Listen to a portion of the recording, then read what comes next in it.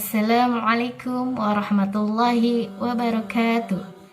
Masa'ul khair ya tulab, la'allakum nasyi'tuna daiman. Qabla nastamir dirasatina ahsanu bidu'a. Hayya bina bidu'a talibal ilmu. Allahumma fa'ni bima 'alamtani wa 'alimni ma yanfa'uni wa zidni ilman. Welcome to the new academic years 2020-2021.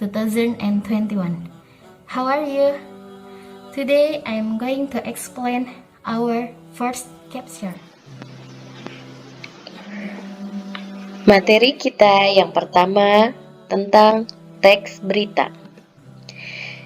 Internalisasi pada pertemuan kali ini ada di Quran Surat Al-Hujurat ayat 6. Nanti anak-anak bisa dibuka ya Al-Qurannya. Kita lanjutkan.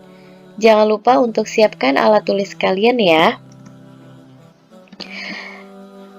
Apa itu teks berita? Ayo, yang sering melihat berita ada di TV, kemudian di media cetak. Nah, kalian tentu tidak asing kan apa itu berita? Teks berita adalah teks yang melaporkan kejadian, peristiwa, atau informasi mengenai sesuatu yang telah atau sedang terjadi.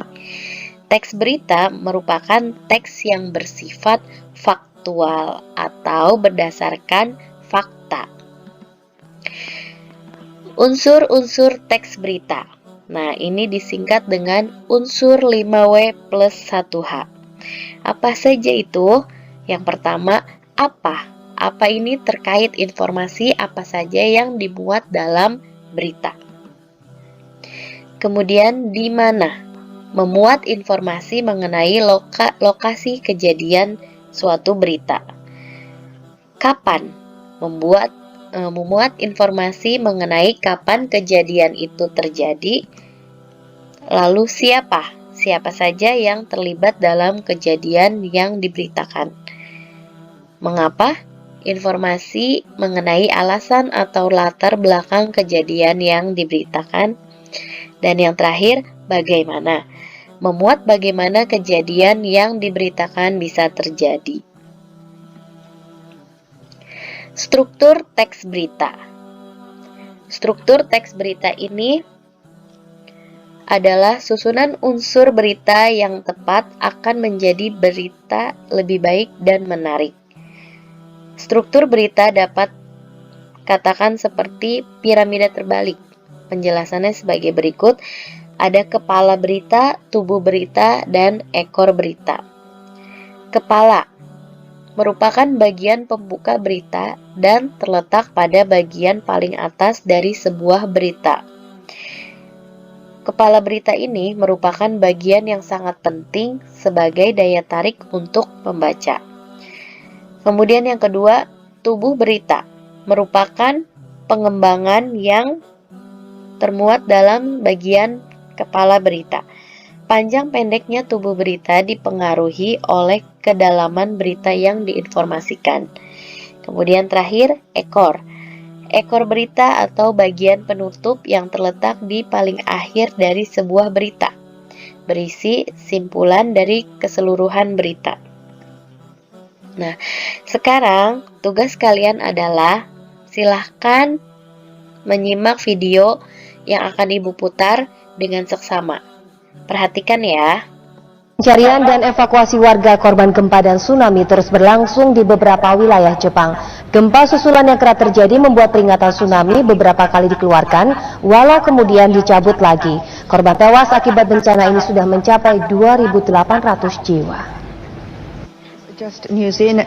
Gempa susulan dan alarm tsunami kini menjadi keseharian warga di Fukushima pasca gempa 8,9 Richter Jumat lalu. Senin 14 Maret, alarm tsunami berbunyi di kota pelabuhan Matsu Kawaura, Soma, Prefektur Fukushima.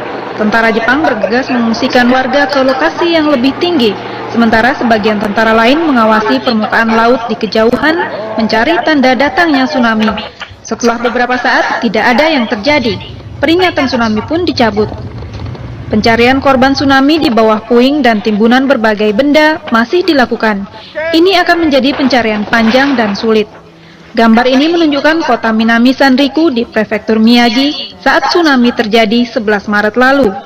Dan ini wilayah yang sama 3 hari setelah tsunami.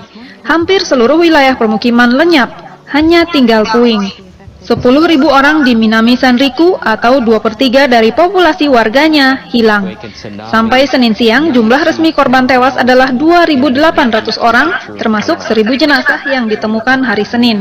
Namun jumlah korban dalam bencana gempa dan tsunami Jepang kemungkinan terus berubah. Kepala polisi di Miyagi menyebut, di provinsi Miyagi saja diperkirakan lebih dari 10.000 orang tewas. Jutaan warga Jepang yang selamat di wilayah bencana kini menghabiskan waktu di luar rumah dalam cuaca dingin, tanpa air, makanan, ataupun penghangat. Saudara, berikut ini Anda bisa menyaksikan video dramatis yang dirilis, dan video ini memperlihatkan dahsyatnya gelombang tsunami yang menyapu Jepang.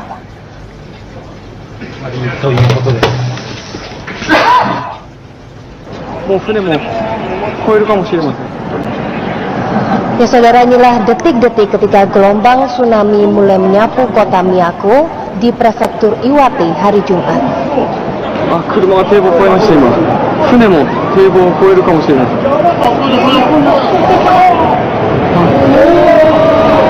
Seperti Anda saksikan, kencangnya gelombang tsunami menerjang melewati tembok laut.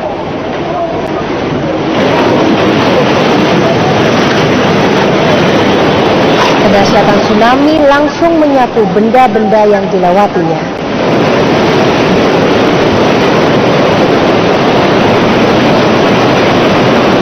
Puluhan mobil-mobil tersapu saling menghantam.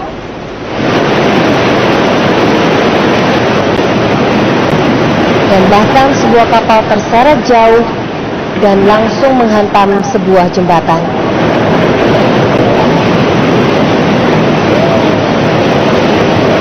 Beberapa bagiannya juga sudah hancur.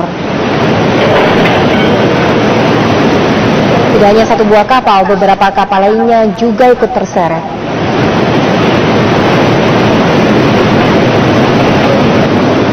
Tidak hanya berhenti di sini saudara, gelombang lainnya tampak siap menerjang, menyapu semua benda seperti sebuah rongsokan tidak berharga.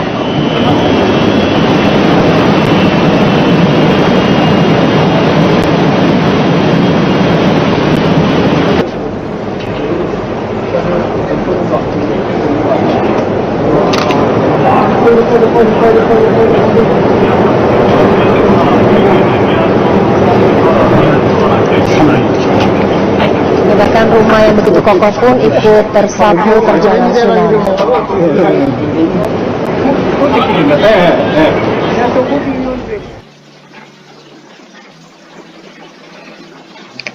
Ya, setelah kalian menonton video tadi, silahkan identifikasi unsur 5W1H yang ada dalam video tersebut. Kemudian, silahkan ketik tugas kalian di Word, kemudian kalian upload di link tugas bahasa Indonesia yang ada di bawah itu. Kemudian diupload ke Ibu ya, jangan lupa. Terima kasih. Wassalamualaikum warahmatullahi wabarakatuh.